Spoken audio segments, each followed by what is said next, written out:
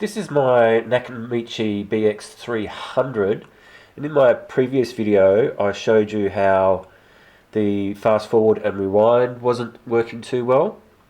Well, I did some research and I found a quick fix. I was able to, without dismantling the whole thing, take out this plate with two screws at the top there to reveal the idler tyre here, and all I had to do was to use a piece of sandpaper or an emery board would have been nice, but I don't have that. But just carefully roughen up that tyre once again as it's gone all smooth over the years. And now I put in this tape, which is a long tape. It's 94 minutes long. So it was struggling with this thing last time.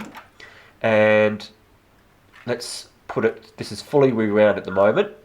So let's try fast forward, which was doing okay before, and then we'll try the rewind. So it's fast forwarding. Nice.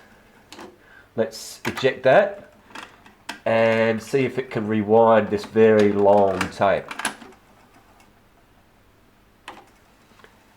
And there it is.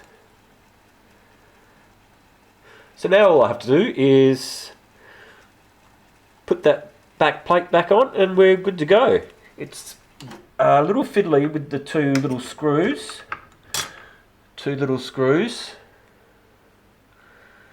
So I had a little magnet up there to try and catch them so they didn't fall down into the well. So I was successful with that. Hopefully I can get that back on without losing them in the cassette well. Then I'd have to take it apart and find them, wouldn't I? Anyway, hope that helps somebody. Happy days.